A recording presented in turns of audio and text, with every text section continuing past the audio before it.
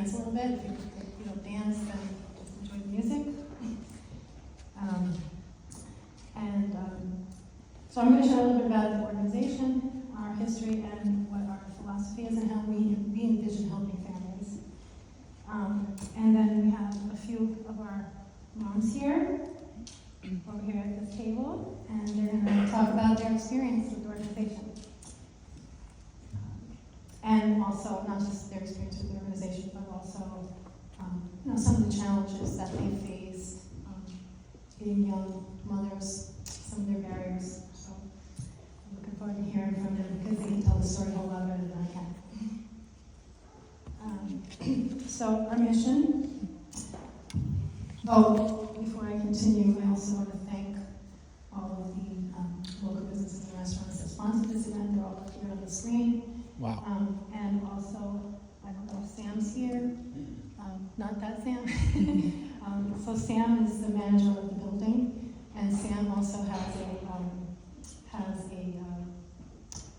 catering business. And Sam really helped us make beautiful centerpieces, and he put in a lot of his time supporting us with this event. So thank you, Sam. Woo, woo. And so our mission, okay, so it's pretty much up there. But the mission of Young Parents United is to invest in the future of young families by promoting positive generational change, self-sufficiency, and effective parenting. Adolescent and very young parents and their children, through this comprehensive stabilizing program, are inspired, educated, and empowered to overcome barriers, grow as parents while developing academic, employment, social, and life skills, leading to overall success within their families and society. And I have to say, those girls over at that table are a great example of that. When you hear from them, I'm going to skip this part, but it's just a lot of details similar to our mission. So what we do, this is kind of an easy visual, but we provide a varied variation of sort of wraparound supports to help aimed at stabilizing, but also helping the family to move forward through education, employment, and it's very wraparound. So these are some of the things we do, right? Child care planning, housing advocacy, case management. So every parent has a case manager. And they also get referred to our employment and education coordinator, who I'm going to introduce to you, all of the people who are here working, making a difference every day. Family activities, health and safety, address those needs, a lot of basic needs. As you can kind of see, that's kind of like how we operate.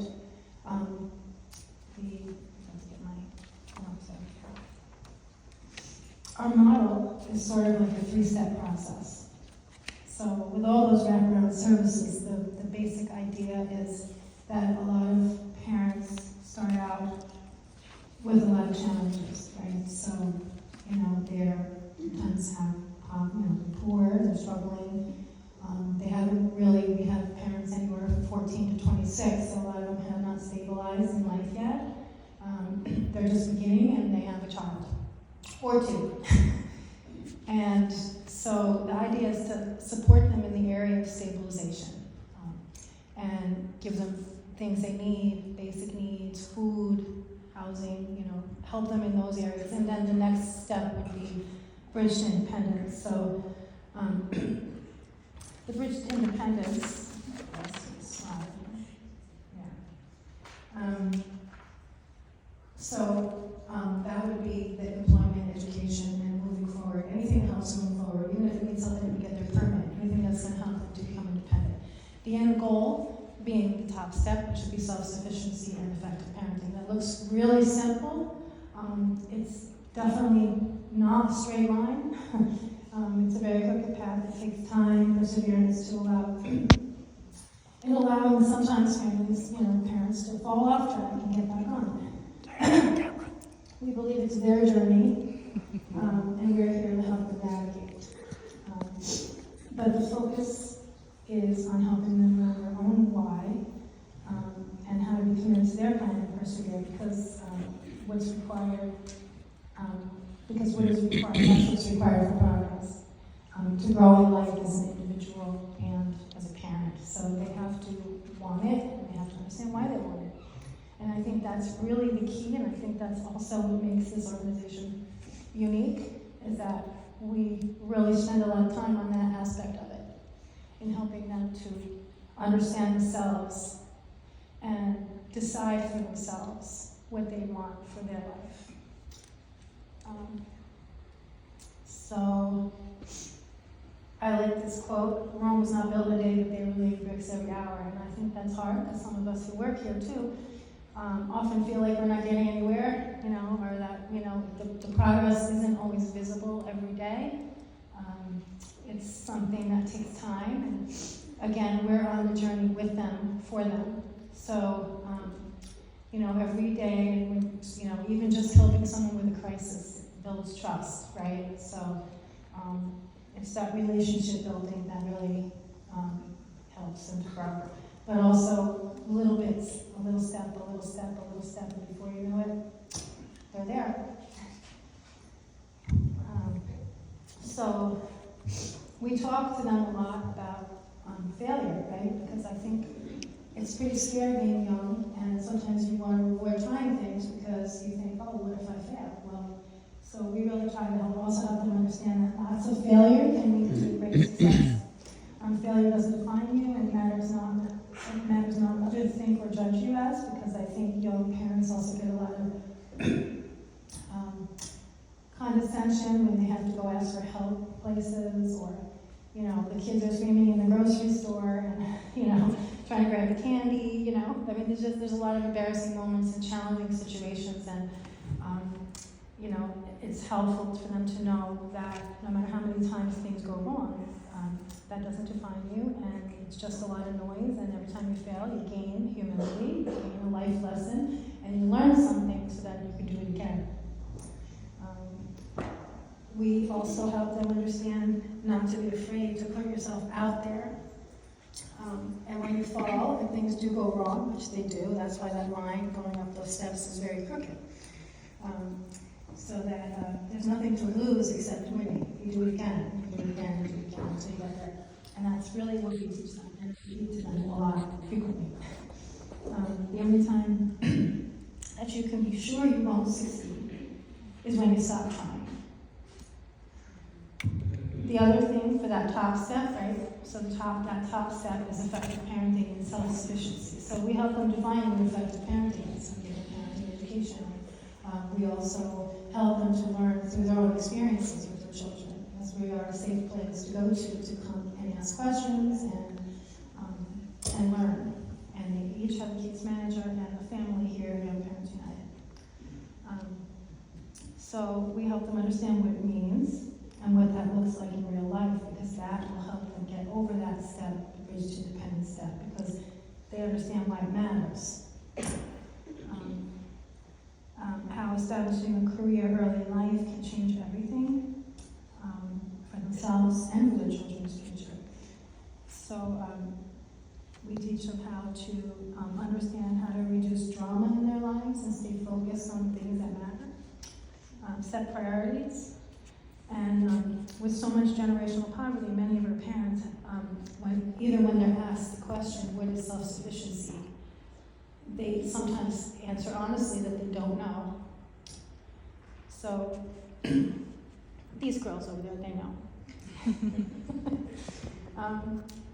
But the truth is, how can we expect people to grow unless we teach them that, unless we really teach them what it means in their own lives? So that's why we spend so much time focusing on those areas. And I just like that quote, because I think, gaining the understanding that to be self-sufficient is freedom. It's not a restriction. The hard work is a restriction, but the accomplishments create the freedom. Yeah.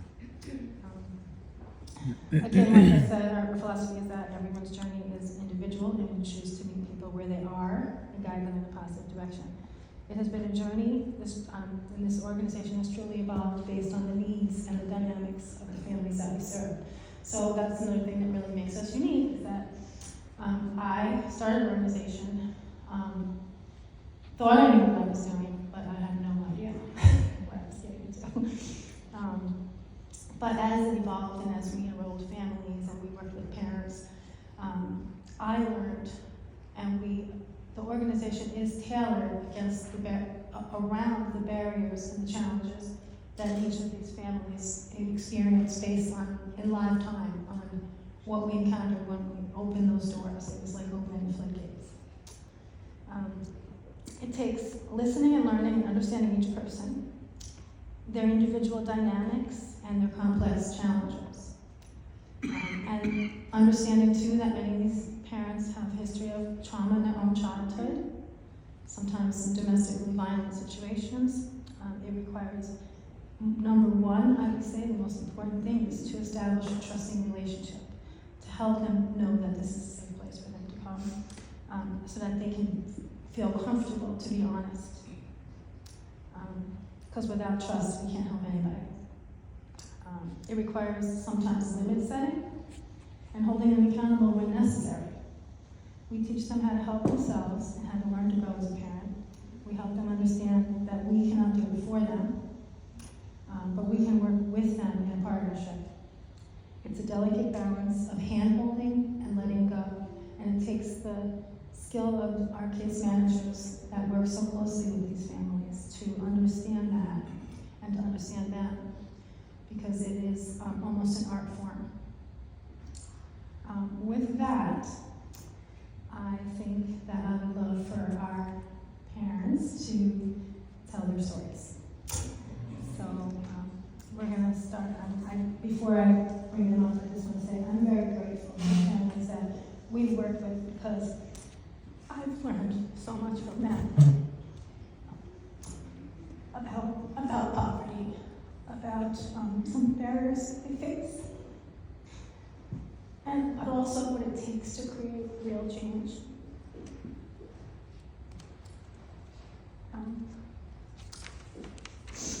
I asked them each to share how the organization has impacted their lives, but also some challenges that they faced as young parents and how they have overcome them, and what they would like the community to know about young families. So please be aware that they may share some sensitive and personal things about their lives. I don't know what they're going to say. I told them that I want them to speak from their heart. But we did speak about that, and they have said that they are comfortable sharing their stories so that they can help others understand some of those challenges. I'm very proud of them for their willingness to put themselves out there and for having the courage to share. And again, it's all coming from them. So with that said, we're going to start with Giovanna.